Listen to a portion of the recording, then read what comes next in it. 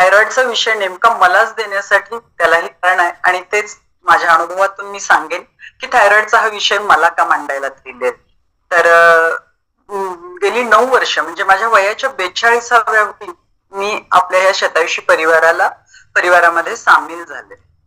माझी वयाची 42व्या वर्षी म्हणजे शतायुषी परिवारामध्ये मी होण्याच्या आधीची माझी शारीरिक मानसिक सगळी स्थिती काय होती आणि आता 9 वर्षात किती ट्रान्सफॉर्मेशन झालंय हे मला सांगायला खूप आवडेल आणि मला खूप अभिमान वाटतो की मी हे ट्रान्सफॉर्मेशन या वयात देखील करू शकले.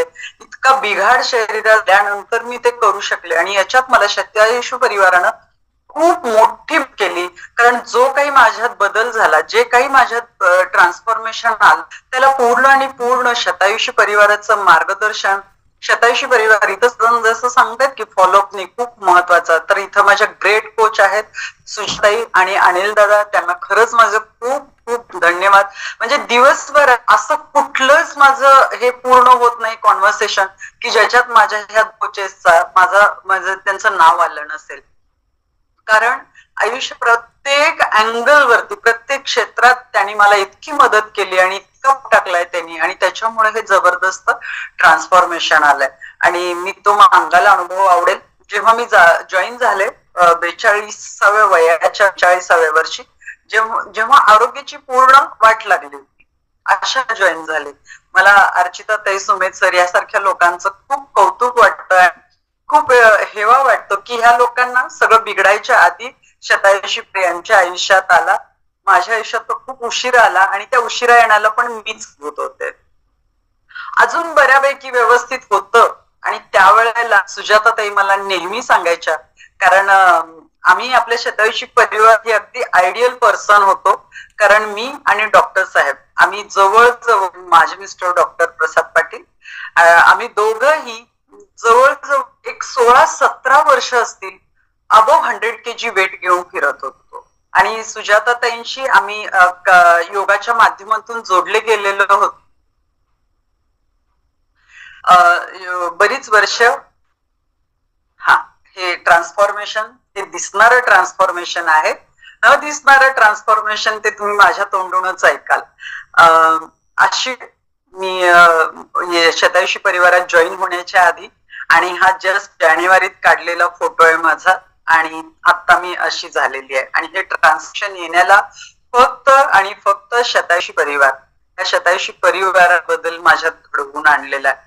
आणि जेव्हा मी मला म्हणजे ताई आणि दादा, म्हणजे ताई तर मला नेहमी सांगायच्या आणि फक्त एकच वाक्य बोलायच्या, अशा काही मला असं फोर्स वगैरे करायच्या नाही, पद्मजानी खूप छान रिझल्ट येतात. पण मी ऐकायला तयार नव्हते. आपल्या प्रत्येकाच असतं की पास्ट मधले आपले भूतकाळातले जे अनुभव होतात त्याच्यावरती आपण सगळ्या गोष्टी ठरवत असतो, पूर्वग्रह असतात.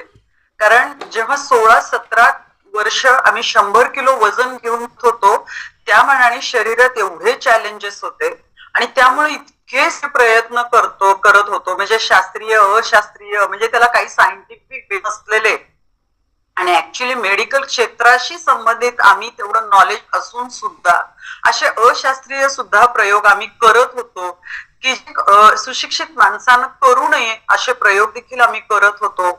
आणि प्रत्येक वेळी सगळ्यात महत्वाचं सातत्य आणि शिस्त हे आयुष्यात, एकतर डॉक्टरांचं वर्क शेड्यूल ह्याच्यामुळं आणि आमची ती मानसिक आणि आमच्या सवयी म्हणजे खानपानाच्या सवयी याच्यामुळं ना असं ते नव्हतंच आयुष्यात, ती सातत्य आणि शिस्त. आणि त्याच्यामुळं इतकं आयुष्य बिघडलं होतं आणि त्याच्यामुळे कुठलेच प्रयत्न आम्ही फार वेळ करत नव्हतो. एखाद दुसरा महिना करणार आणि मग त्यावेळेला शरीर आणि मन दोन्ही द्यायचं नाही आणि महिन्यात 2 महिन्यात आम्ही ते प्रयत्न सोडून देणार. म्हणजे एखाद दुसरं एका महिन्यात आम्ही करायचो कमी आणि पुढचे एक सोडलं की परत ते 3-4 किलो द्यायचं. म्हणजे असं अशास्त्रीय दृष्ट्या खूप वेगळे वेगळे आम्ही प्रयोग करायचो स्वतःवर आणि त्याच्यामुळं आम्ही शारीरिक त्रास देखील खूप भोगलेला होता आणि आर्थिक मान देखील खूप भोगलेलं होतं. म्हणजे जिथून जे कळेल वेट लॉस साठी ते करायचं, पण ते करताना दृष्टिकोन काय असायचा की मी कम्फर्ट मध्ये, मला स्वतःला त्रास घ्यायला नको आणि मला बिना त्रासाचं काय करता येईल हे बघायचं. आणि त्या कम्फर्ट डाऊन करायचो. कष्ट नको होते ते स्वतःचं वजन कमी करण्यासाठी. आणि त्यामुळे जेव्हा सुजाताताई मला सारखं सांगायला लागल्या त्यावेळेला वाटलं हा पण एक प्रकार त्यातलाच नवीन, की आपण इतके दिवस आर्थिक नुकसान पण इतकं शारीरिक नुकसान करून घेतलंय. आणि आता एक स्टेज अशी आली की ठरवलं होतं 2004 साली की असं पण मरणारच आहोत एक दिवस, तर आता खाऊन पिऊन मरू, आता वजन कमी करायचं. कारण 2004 साली मी एका निसर्गोपचार केंद्रात जाऊन वजन कमी करायला गेले होते आणि त्याच्यानंतर मी इतकं मोठं शारीरिक नुकसान पण घेतलं होतं आणि तेव्हा ठरवलं होतं आता काहीही करायचं नाही आणि कुणाचंही ऐकायचं नाही. आणि तो जो पूर्वग्रह होता त्यामुळं सुजाताताई असा पाठलाग, कारण त्या माझ्या कोच आहेत, ग्रेट कोच मी का म्हंटल, कारण तेवढ्या चिकाटीनं सातत्याने त्या माझा पाठपुरावा करायच्या. म्हणजे कुठेही दिसलं की एक वाक्य मला बोललं त्या पुढे जायच्या नाहीत. एकाच गावात असल्यामुळे कार्यक्रमात वेळ गावात कुठेही भेटायच. पद्मजावेणी या रिझल्ट चांगले येतात. नंतर नंतर तर असं झालं आपले एवढे संबंधित असताना नाही कसं म्हणायचं हे अवघड वाटायला लागलं मला. त्या समोर बाजारात वगैरे येताना वगैरे दिसले ना तर मी रस्ता बदलून जायचे. म्हणजे परमास्ते म्हणतात ना ही मला लिंक आधी का मिळाली नाही, तर मला ते पटतं. प्रत्येकाला वेळेच्या आधी काहीच मिळत नाही, नशिबापेक्षा जास्त काहीच मिळत नाही. माझी ती बिघडायची सगळंच आरोग्याची वाट लागायची ती 1.5 वर्ष वेळ अजून आणि त्याच्यामुळे मला ती बुद्धीच होत नव्हती की ऐकावं सुजाताताईंचं आणि हे करावं. पण 1.5 वर्षांनी तो योग आला आणि मी त्यावेळेला ऑफलाईन क्लब असायचं न्यूट्रिशन क्लब आणि मी तिथं सुजाताताईंकडे जायला लागले आणि डे 1 पासून माझ्यात जे ट्रान्सफॉर्मेशन सुरू झालं आणि मला वाटतं माझी 42 वर्ष आयुष्याची एकीकडं आणि ही 9 वर्ष मी जे जगले ते खरं आयुष्यच असं मला वाटतंय. कारण 42 वर्षातलं अगदी म्हणजे माझ्या लग्नात माझं वजन होतं 55 किलो आणि ते फक्त 1.5 वर्षात 20 किलो वाढलं होतं आणि ते वाढत वाढत जाऊन ते 100 किलोच्या वर गेलं होतं. आणि चॅलेंजेस ते सगळे सुरूच झाले होते. म्हणजे मला झोपेच्या गोळ्या खाव्या लागायच्या, मायग्रेनचा त्रास होता आणि मायग्रेनचा त्रास जवळजवळ मी 27 वर्ष भोगलाय आणि त्याच्यामुळं मला म्हणजे सगळे पेन किलर एवढे स्ट्रॉंग घ्यावे लागायचे. ते पेन स्ट्रॉंग असल्यामुळं मला त्याच्याबरोबर अँटॅसिड कंपल्सरी घ्यावं लागायचं, म्हणजे ऍसिडिटी यायची त्यामुळे ते घ्यावं लागायचं. आणि हे ऍसिडिटी वजती असल्यामुळं माझ्या डाव्या गुडघ्याची तर पूर्ण झीज झालेली आहे आणि त्यामुळं मला गुडघेदुखी होती आणि मग ते गुडघेदुखी बरोबर पाठदुखी सुरू झाली, कारण शरीराकडे चरबीनं आपले हातपाय पसरवलेले होते. त्यामुळं सगळे सांधे व्हायचे, स्नायू दुखायचे, थकवा असायचा, चिडचिड असायची, झोप लागायची नाही आणि अशा पद्धतीनं सगळं सुरू होतं. वजन अतिशय वाढलेलं, मला मांडून बसता येत नव्हतं. स्वयंपाक करताना मला म्हणजे 4 पोळ्या भाकरी मी बडव्यात उभं राहू शकायचे नाही. मग मी खाली बसून गॅस ठेवला होता खाली आणि खाली बसून स्वयंपाक करायचे. तेही माझा एक डावा पाय कायम नेहमी लांब असायचा. पण मग जेव्हा भाकरी चपाती करताना खाली वाकून मला भाकरी चपाती करावी लागायची त्यावेळेला मग माझ्या कमरेवर ताण यायला लागला आणि दुखी सुरू झाली. त्यामुळे माझं पोळपट पण कुणी आलेलं बघितलंय सगळ्यांनी, माझं असं पोळपट देखील उंच बनवून घेतलेलं आहे. कारण पोटावरती चरबी इतकी होती त्यामुळे खाली वाहना माझ्या कमरेवर ताण यायला लागला आणि त्याच्याने कंबरदुखी पण सुरू झाली होती. इतके सारे चॅलेंजेस होते मला. म्हणजे प्रतिकार क्षमता कमी, मानसिक नेहमी म्हणजे कुठल्याही गोष्टीचं टेन्शन घ्यायचा स्वभाव, त्यामुळे नेहमी ताणतणावात आणि त्यामुळं शरीराची प्रतिकार क्षमता कमी, साध्या साध्या गोष्टींसाठी मला अँटीबायोटिक घ्यावे लागायचे. आणि सगळ्यात काय होतं की माझे मिस्टर डॉक्टर, सासरे डॉक्टर, भावाचे मेडिकल शॉप, त्यामुळे मला औषधं वगैरे सहज उपलब्ध होती. मला कन्सल्टेशनसाठी कुठे बाहेर जावं लागत नव्हतं. त्यामुळे सहन काही करायची ताकदच नव्हती. काही झालं की आधी पटकन गोळी खायची. म्हणजे माझ्या प्रत्येक पर्समध्ये माझ्या पेन किलर, अँटॅसिड असायचं, फ्रीजवर असायचं, कट्ट्यावर असायचं, जिथे बघेल तर माझ्याकडे पेन किलर आणि अँटॅसिड असायची. इतकी त्यांची सवय होती. म्हणजे महिन्याला कमी मी 20-25 गोळ्या सहज खायच्या आणि काहीच त्यात चुकीचं आहे असं व्हायचं नाही. पण एक मेडिकलची स्टुडंट असल्यामुळं माहिती होतं की याचे दुष्परिणाम आहेत. पण त्या दुखण्यांपुढं आणि त्या त्रासापुढं ते साईड इफेक्ट वगैरे मी विसरून गेले होते आणि इतक्या गोळ्या खायची सवय झाली होती. मला थोडेसे पिरियडचे प्रॉब्लेम सुरू झाले होते वयाच्या 32-33व्या वर्षी आणि मला तेव्हा डॉक्टरांनी कल्चर म्हणून एक टेस्ट घ्यायला लावली होती. आणि ती टेस्ट बघितल्यानंतर त्या मॅडम गायनेकोलॉजिस्टनी म्हणजे ते आश्चर्यच व्यक्त केलं की वयाच्या 32व्या वर्षी इतक्या अँटीबायोटिक्स न रेझिस्टन्स कसा आलाय, म्हणजे आता किती हायर अँटीबायोटिक्स तुम्हाला द्यायचे असं त्यांनी मला विचारलं होतं. आणि म्हणजे तुम्ही किती खाता आणि एवढी कशी खाता, म्हणजे इतकी सवय होती. पण थँक गॉड आहे गेली 7-8 वर्ष मी परिवारात जॉईन होऊन 9 वर्ष झाली. 7.5 वर्षात एकही अँटासिड खाल्लेलं नाहीये, एकही पेन किलर खाल्लेला नाही, अँटीबायोटिक मी तुम्हाला खावं लागत नाहीये. इव्हन कोरोना झाला तेव्हा पण अँटीव्हायरल होते पण मी त्याच्याबरोबर सुद्धा अँटासिड खाल्लेलं नाहीये. आणि हे ट्रान्समिशन यायला शतायुषी परिवारानं खूप मोठी मदत केलेली आहे. जेव्हा आले तेव्हा थायची एवढी मोठी गाठ माझ्या गळ्यावरती उठलेली होती. आणि जिथं डॉक्टर 12 25 mg न गोळ्या स्टार्ट करतात, औषधं चालू करतात, तिथं मला चालूच होती 150 मायक्रोग्रॅमच्या टॅबलेटनी. एवढी हायर डोस माझा थायचा सुरू झाला होता. आणि त्याच्यामुळे अगदी माझ्या कॅन्सरच्या दृष्टीनं पण माझ्या टेस्ट होत्या. पुढची 1.5 वर्ष मला डॉक्टरांनी अंडर ऑब्झर्वेशन म्हणून सिद्धी कॅन्सर हॉस्पिटल मिरजला मला प्रत्येक 2.5 महिन्याला माझं थायरॉइडचं स्कॅन केलायचा. ठीक आहे, म्हणजे कुठल्याही अनैसर्गिक सेल्स म्हणजे कॅन्सरच्या सेल्स वाढतायत का वाढू नयेत याच्यासाठी मला ते अंडर ऑब्झर्वेशन ठेवलं होतं. म्हणजे हे चॅलेंजेस होते. आणि त्या थायरॉइडमुळे येणार आहे, मी आता त्याची लक्षणं वगैरे तुम्हाला सांगणारच आहे. केस अतिशय विरळ, म्हणजे माझे केस अक्षरशः असे इतके जाड होते पण ते अति विरळ झाले. म्हणजे अशी मी चालायला लागले की मागून असे झुपके झुपके पडलेले असायची. माझ्या नखांना नेल कटरची गरजच नसायची कारण ती नख इतकी पातळ आणि ठिसूळ झाली, ती सहज कशाच्याही ह्याने ती तुटायची, वाकडी तिकडी वाढायची. त्वचेत एवढा ड्रायनेस, मला इचिंग असायचं, खाज नेहमी सुटलेली असायची. इव्हन मी त्या खाजेसाठी मला इव्हन डॉक्टरांनी स्टिरॉइड देखील दिले होते. आणि इतकं ते स्किनचा प्रॉब्लेम होता. मूड स्विंगचा तर खूप. ऑलरेडी मी डिप्रेशन मधून बाहेर व्यक्ती होते पण मला झोपेच्या गोळ्या ऑलरेडी खायला लागायच्या. आणि त्याच्यामुळं मूड स्विंग हा त्याच्यात आणखीन म्हणजे प्रत्येक गोष्टीचं टेन्शन यायचं, चिंता वाटायची, भीती वाटायची, छातीत धडधडायचं. या क्षणाला मी आनंदी आहे म्हणेपर्यंत घरच्यांना अंदाज यायचा नाही मी कुठल्या क्षणाला मी म्हणजे अशी रडकुंडीला येईन, रडेन, इतकं माझे मूड स्विंग्स व्हायचे. छातीत नेहमी दडदडत यायचं, अतिशय ऍसिडिटी, बद्धकोष्ठता म्हणजे कॉन्स्टिपेशनचा त्रास सुरू झाला होता. पोट माझं 3-4 दिवस साफ व्हायचं नाही. आणि थकवा आणि आळस का असा ठासून भरल्यासारखा. 4 चपात्या केल्या की मी कधी एकदा जाऊन पेन असं व्हायचं. भाजी फोडणी टाकली की आधी मी विश्रांती घ्यायची आणि मग मी परत भाजी स्वयंपाकाला लागायची.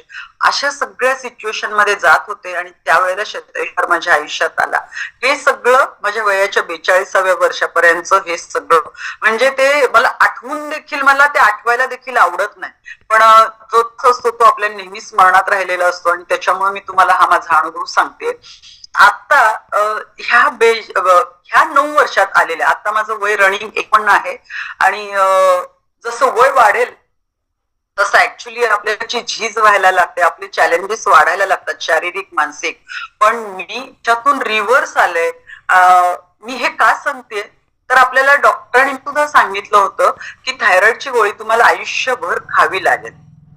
मी त्या सगळ्यातून रिव्हर्स आले कारण माझे मिस्टर डॉक्टर, त्याच्यामुळं मलाही ते मानतात की आपल्याला ही गोळी आयुष्यभर खावी लागेल. आणि मला फक्त डॉक्टरांनी एकच गोष्ट सांगितली की आता याच्या पुढे जर वजन वाढायला लागलं आणि तुमचे चॅलेंजेस वाढायला लागले तर ऑपरेशन शिवाय पर्याय नाही. आणि ऑपरेशन हे ह्याच्यावर कायमस्वरूपी सोल्युशन नाहीये. तुम्ही वजन वाढवून देऊ नका, जीवनशैली सुधारा, आहार विहार सुधारा आणि वजन कमी करा, हे त्यांनी सांगितलं होतं. पण वजन कसं कमी करायचं मला कुठलेच डॉक्टर सांगते. माझ्या सांध्यांचे जे चॅलेंज होते त्याच्यासाठी मी डॉक्टर किरण जोशींकडे ट्रीटमेंट जायचे. त्यांनी तर सांगितलं होतं तुम्ही येतच जाऊ नका, मी प्रत्येक वेळी तुम्हाला 1 महिन्याचे सगळे पिलर वगैरे देणार आणि तुम्ही परत ते थांबल्यानंतर परत माझ्याकडे त्याच औषधांसाठी. याच्यावर एकच सोल्युशन आहे, तुमचं वजन कमी करावे लागेल. पण मला वजन कसं कमी हे कळत नव्हतं. मी माझ्या पद्धतीनं, माझ्या नॉलेज प्रमाणे, माझ्या बुद्धीला जसं तसं करत होते. आणि त्यामुळं मला एक कोच, एक गुरु लागतो, तो कधी भेटत नव्हता. आणि त्यामुळं मला कधीच त्याच्यात यश येत नव्हतं. पण ह्या 9 वर्षातलं मी ट्रान्सफॉर्मेशन सांगेन.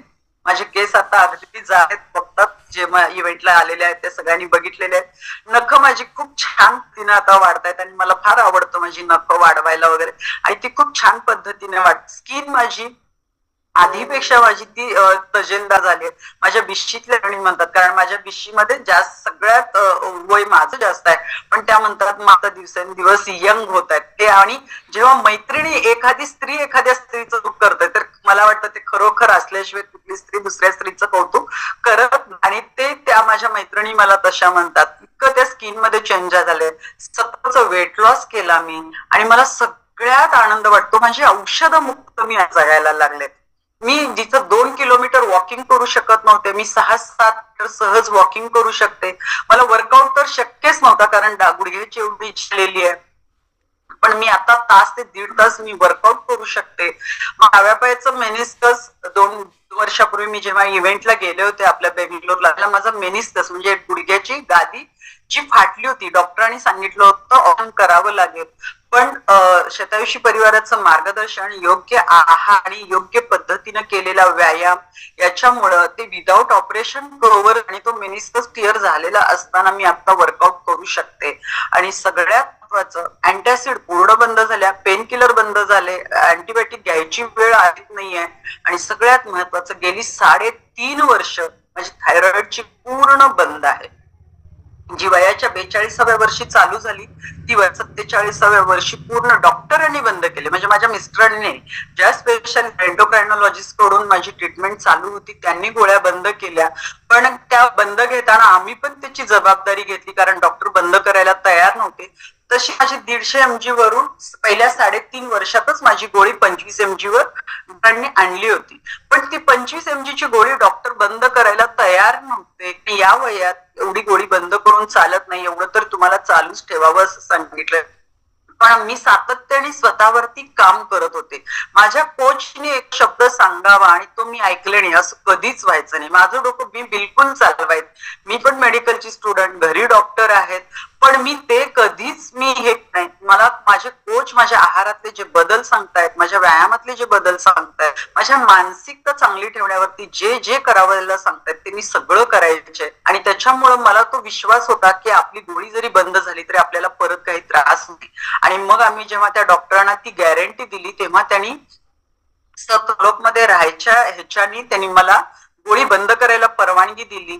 आणि 3.5 वर्ष माझी आता एवढी मोठी फाईल झाली आहे, कुणी आलं तरी मी दाखवू शकतो. आणि मला त्याचा खूप अभिमान आहे, कारण गेल्या 3.5 वर्षात मी प्रत्येक ते 5 महिन्याला माझा टोटल लिपिड प्रोफाईल म्हणजे माझ्या कोलेस्ट्रॉलच्या सगळ्या लेवल, थायरॉइड लेवल आणि माझं HbA1c म्हणजे माझी साखर, ब्लड शुगर किती आहे हे मी प्रत्येक 4 ते 5 महिन्याला रेग्युलर चेक करते.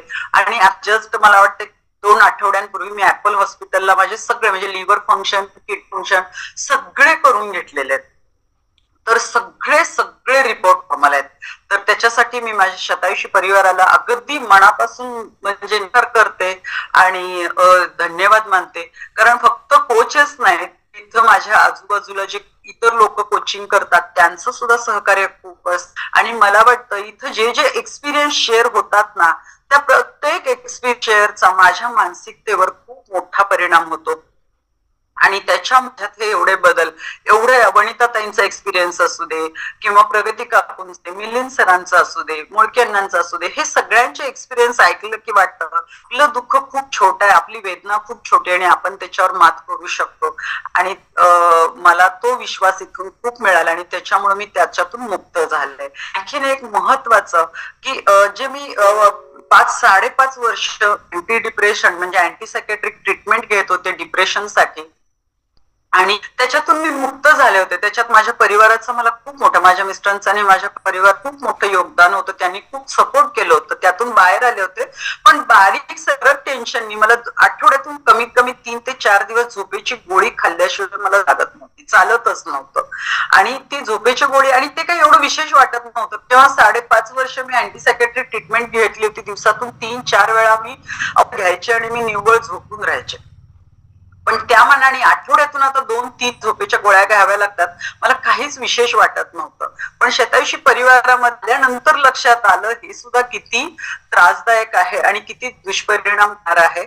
आणि मला खूप अभिमान वाटतो की गेल्या 8 वर्षात मी एकदाही झोपेची गोळी खाल्लेली नाहीये. आणि त्याच्यामुळं हे एवढे फॉर्मेशन झाले ना की मला वाटतं याच्यासारखं वेगळं आयुष्य काही असू शकत नाही. पूर्वी इतक्या माणसांमध्ये असल्यावर सुद्धा मला एकटेपणा जायचा. म्हणजे मला ते मी होतेच अशी स्वकेंद्रित की मी इतर लोकांच्या फार मिळायचे नाही, संपर्कात यायचे नाही, लोकांशी मला फार मिसळायला आवडायचं नाही. पण गेली जवळजवळ 5-6 वर्ष माझी दोन्ही मुलं बाहेर असतात. माझी मुलगी न्यूट्रिशनिस्ट आहे आणि ती शिकायला जेव्हा पुण्याला गेली 6 वर्ष ती बाहेर आहे. मुलगा डिप्लोमा इंजिनिअरिंग केल्यानंतर तो जॉब करायला पुण्याला गेला, त्यामुळे तो गेली 7 वर्ष घरापासून लांबच आहे. पण तरीही तो एकटेपणा, डॉक्टर साहेब दिवसातले 24 तासातले जवळजवळ 16-17 तास बाहेरच असतात त्यांच्या ओपीडीत. तरीही मी घरी एकटी असून सुद्धा मला कधीच असं तो एकपणा जाणवला नाही, कारण इतका मोठा सपोर्ट मला ह्या शतायुषी परिवाराकडून मिळतो. कोरोना नंतर लोकांच्या आयुष्यात एवढा एकटेपणा आला, इतकं नैराश्य आलं, पण आम्ही जास्त एक्साइटमेंट मध्ये जास्त काम करत होतो, स्वतःवरती करत होतो, इतरांना मदत करत होतो, कारण आम्हाला एंगेज ठेवायला, आमचा मेंदू, आमचं मन रिकामं ठेवायला वेळच नव्हता.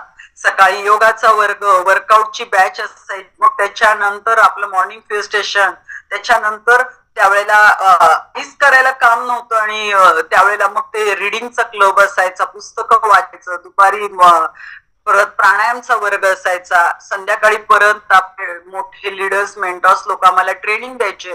त्यामुळे एवढे दिवसभर राहिलो ना, म्हणजे कशाचाही त्या कोरोनाचा आमच्यावर वाईट परिणाम झाला. तर इतका सगळा बदल आयुष्यात ह्या शतायुषी परिवारानं आणला. आणि म्हणूनच थायरॉइडचा हा विषय माझ्याकडं आज दिला गेलाय, कारण मी थायरॉइड काम केलंय आणि ते परत येऊच नाही, मला त्याचा त्रास होऊच नाही, अजूनही स्वतःवरती काम करायला लागलंय. तर तुम्हाला पण सगळ्यांना धन्यवाद. आणि आपण आजच्या विषयाकडं, कारण थायरॉइडचा हा विषय सारखा आपल्या सिस्टीम मध्ये शतायुषीवर आपल्याला घेऊन येतो, कारण अगदी ज्वलंत प्रश्न आहे आता सध्या समाजातला.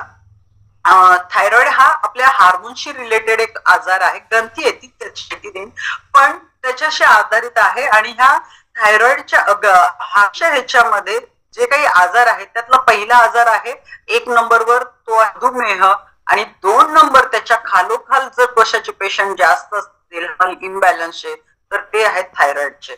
आणि म्हणून हा जास्त नेहमी चर्चेला हा विषय घेतला जातो थायरॉइडचा, कारण त्याची तेवढे तीव्रतेनं लोक फेस करायला लागलेत. आणि त्यामुळं ह्या थायरॉइड ग्रंथ आपण काम लक्षात घेणं, ते शास्त्रीय दृष्टिकोन समजून घेणं खूप महत्वाचं आहे. थायरॉइड ही एक अंतस्रावी ग्रंथी आहे, म्हणजे आपली जी अंतस्रावी संस्था आहे एक महत्वाची ग्रंथी आहे. आणि ह्याचं एक विशिष्ट काम आहे, ते म्हणजे हार्मोन्स सोडणं आणि ते रक्तात त्याचा स्त्राव सोडणं. हे महत्वाचे 2-3 हार्मोन्स असतात, मी ते सांगेनच. तर हे तयार करतात, याच काम असतं ह्या हार्मोनचं. ह्या थायरॉइडचे एवढे चॅलेंजेस का आहेत, एवढे त्रास का आहेत, ही ग्रंथी जे हार्मोन्स सिक्रेट करते ना, त्या हार्मोन्सचं आपल्या शरीरात प्रत्येक अवयवावर नियंत्रण आहे. म्हणजे डोक्याच्या केसापासून पायाच्या पर्यंत जे जे अवयव, पेशी, उती, टिश्यूज आहेत, त्या सगळ्या थायरॉइडचं नियंत्रण आहे. कारण थायरॉइड ग्रंथीचं मुख्य काम आहे आपल्या शरीर चयापचयाची क्रिया नियंत्रित करणं. तर हे थायरॉइड, आपल्या थायरॉइड ग्रंथी काय आहे हे बघण्यासाठी हे चित्र आपल्याला खूप थायरॉइड ही ग्रंथी अगदी छोटी फुलपाखराच्या आकाराची ग्रंथी आहे. आपल्या त्वचेखाली मानेच्या अगदी पुढच्या बाजूला असते.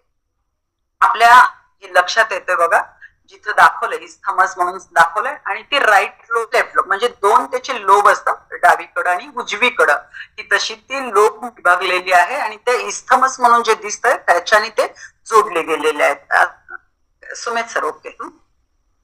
तर हे एक अंतस्रावी संस्थेचा हा एक भाग आहे ही थायरॉइड ग्रंथी. आणि ही हा असे विशिष्ट हार्मोन्स तयार करून आपल्या शरीरातली खूप महत्वाची कार्य नीट करत असते. तर काय कार्य असतात त्याची, तर सगळ्यात महत्वाचं चयापचयाचा तर म्हणजे चयापचयाचा रेट, मेटाबॉलिक रेट आपला मेंटेन ठेवायचं काम ही क्रिया करत, हे थायरॉइड ग्रंथी करत असते. आता हे चयापचय म्हणजे काय? आपण जे काही अन्न घेतो त्या अन्नाचं शरीरात गेल्यानंतर ऊर्जेत रूपांतर म्हणजे ग्लुकोज मध्ये रूपांतर, आणि त्या ग्लुकोजच्या माध्यमातून त्याला एनर्जी मिळत असते. आणि ते जे कन्व्हर्जन करायचं आहे आणि मग पेशींनी किती वापरायचं, कुठल्या पेशींनी वापरायचं, हे जे कार्य आहे, ही चयापचय क्रिया हे नियंत्रित करायचं काम ही थायरॉइड ग्रंथी करते. आणि म्हणून मग ही ग्रंथी खूप महत्वाची आहे. समजा ह्या ग्रंथीचं कामच बिघडलं तर मला हा चयापचयाची क्रिया डिस्टर्ब होते, आणि मग चयापचयाची क्रिया डिस्टर्ब झाली तर आपल्या पेशींना योग्य ती ऊर्जा मिळत नाही. ऊर्जा मिळाली नाही तर आपल्या शरीराला ती एनर्जीच नाही मिळत. मग आपले सगळे कामकाज हे बिघडत जात असतात.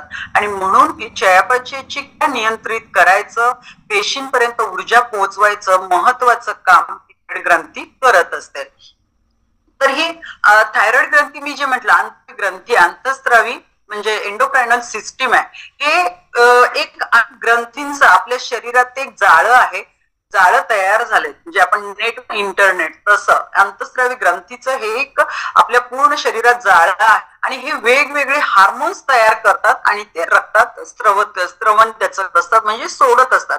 ग्रंथी हा एक असा अवयव आहे जो एक किंवा अनेक अर्थ बनवतो, म्हणजे हार्मोन्स बनवतो. म्हणजे कुठली पण ग्रंथी 1, 2, 3 असे वेगवेगळे हार्मोन्स तयार करत असतात. जसं की हार्मोन्स पण आहेत, पाचक रस म्हणजे एन्झाईम्स आहेत जे आपल्या पचन संस्थेला गरजेचं आहे. घाम, हे सगळे आपल्या ग्रंथींनी सोडलेले स्त्राव आहेत हे. आणि हे स्त्राव ते आपल्या डायरेक्ट रक्तात सोडत असतात, रक्त प्रवाहात सोडत असतात.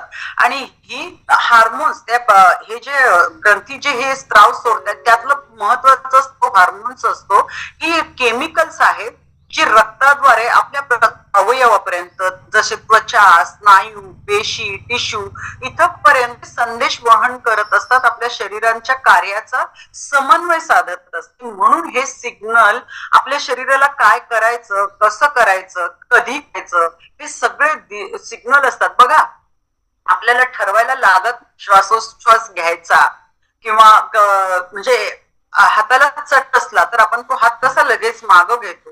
ह्या ज्या सगळ्या वेगळ्या वेगळ्या ऍक्शन आहेत ह्या आपल्याला काही शिकवाव्या लागत नाही, त्या घडत असतात. आणि ते घडवून आणण्यामध्ये ह्या हार्मोन्सचा खूप रोल असतो. आणि हे फक्त थायरॉइड ग्रंथी नाही, ह्या थायरॉइड आपल्या इंटरनल सिस्टीम मध्ये वेगवेगळे ग्रंथी आहेत, जसं की हायपोथॅलॅमस आहे, पिट्युटरी ग्रंथी आहे, थायरॉइड ग्रंथी आहे, पॅराथायरॉइड ग्रंथी, ऍड्रेनल ग्लँड, पिनियल ग्लँड, स्वादुपिंड आपलं पॅनक्रियाज, अंडाशय म्हणजे आपले ओव्हरीज, टेस्टिस म्हणतो, हे सगळे त्या एंडोक्राइन सिस्टीमचे हे सगळे पार्ट आहेत. ही थायरॉइड ग्रंथी काय करत असते? थायरॉइड ग्रंथी हे ती वेगवेगळे हार्मोन सिक्रिट करत असते. एक आहे थायरॉक्सिन नावाचा, T4 म्हणतो त्याला. तर याचं काय, याचं निर्मिती करायचं आणि ते रक्तात सोडायचं हे काम करत असतं.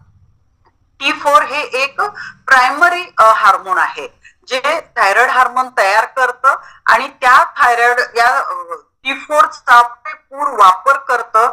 आणि मग त्याचं कन्व्हर्जन T3 आयोडिनेशन म्हणून एक प्रोसेस असते, त्या प्रोसेसचा उपयोग करून त्याच्या माध्यमातून ते T3 मध्ये रूपांतरित होत असतं. हे T4 आणि T3 मी काही थायरॉक्सिन वगैरे नावणार नाही, कारण आपल्याला T3 T4 अगदी सहज बोलता येतो आणि आपण करत पण असतो.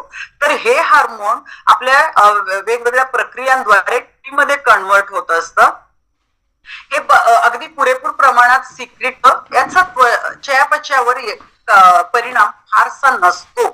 पण ह्याच्यामुळे जे T3 हार्मोन होतं याचा आपल्या चयापचयाच्या क्रियेवर खूप परिणाम होतो. तर T3 ट्रायओडोथायरोनिन म्हणून हे एक हार्मोन आहे जे आपलं ग्रंथी सिक्रिट करतं. T4 पेक्षा T3चं सिक्रिशन कमीच, पण T4 चं जेवढं काम आहे त्याच्यापेक्षा कित्येक पटीनं काम T3 करत असतं. त्याच्यानंतर आणखीन एक ग्रंथी आहे आणि हार्मोन आहे कॅल्सिटोनिन. हा हार्मोन आपल्या रक्तातलं कॅल्शियमचं प्रमाण नियंत्रित मदत करत असतं. तर हे आहेत आपल्या थायरॉइडची ही बेसिक माहिती आहे. तर थायरॉइड ग्रंथी तयार करण्यासाठी आपल्या हार्मोन शरीराला, त्या ग्रंथीला काय काय लागतं, त्या थायरॉइड हार्मोन आपल्या शरीरातल्या कुठल्या क्रियांवर, शारीरिक क्रियांवर परिणाम करतं. तर हे थायरॉइड हार्मोन शरीरातल्या आपल्या शरीराची चयापचयाची क्रियावर परिणाम करत असतं, आपल्या हृदयाची गती, हृदयाच्या कामकाजावर याचा परिणाम असतो, आपली श्वसन संस्था म्हणजे श्वास घेणं सोडणं या क्रियांवर सुद्धा थायरॉइडच्या हार्मोनचा परिणाम असतो, पचन संस्थेवर याचं नियंत्रण असतं, आपल्या शरीराचं टेम्परेचर मेंटेन करण्याचं काम थायरॉइडचं असतं, आपल्या मेंदूचा वाढ विकास, आपल्या शरीराची वाढ विकास व्हायचा, मानसिक स्थिती योग्य ठेवणं, आपल्या त्वचेची हाडांची देखभाल करणं, क्षमता, जनन क्षमता, ह्या सगळ्या क्रियांवर थायरॉइड हार्मोनचं खूप मोठं नियंत्रण असतं. मग आता हे कसं कार्य करतं, काय कार्य करतं, याची लक्षणं काय आहेत आणि ह्याचे कारण काय आहेत, थायरॉइड हार्मोनचं तुलना बिघड्याची याची कारण लक्षणं काय आहेत आणि हे आपण कसं रिकवर शकतो, रिव्हर्स कसं करू शकतो, हे आपण उद्याच्या भागात बघणार आहोत. कारण आज आपल्याला वेळ मॅरेथॉनचे फ्लायर बघणं खूप गरजेचं आहे, कारण खूप सगळे पार्टिसिपंट्स खूप छान करायला लागलेत, त्यामुळं आपल्याला तेही बघणं खूप गरजेचं आहे. माझी वेळ इथपर्यंत, त्यामुळे मी आजचा विषय इथं थांबवते, पण तुम्ही स्टे ट्यून राहायचंय, कारण राहायचंय आपल्या ह्या परिवाराशी, ह्या लिंकशी, कारण उद्या आपल्याला याच्यातला महत्त्वाचा पाठ नेमकं उद्याच कळणार आहे. आपण फक्त आज थायरॉइड ग्रंथीबद्दल जाणून घेत आणि हे रिव्हर्स येऊ शकतं हे फक्त मी आज तुम्हाला सांगितलं. त्याची लक्षणं काय असतात, हे बिघडण्याची कारणं काय असतात, थायरॉइड ग्रंथी कोणत्या पद्धतीनं काम करते आणि हे आपण रिव्हर्स कसं आणू शकतो, त्याच्यात योगा हे कसं काम करतं, शतायुषी परिवार आपल्याला कसा मदत करू शकतो, ह्या सगळ्या गोष्टींची माहिती आपण उद्या घेणार आहोत. सो थँक्यू सो मच, तुम्हा सगळ्यांना खूप खूप धन्यवाद. आणि आपण जाणार आहोत राहुल पाटील सरांच्याकडं.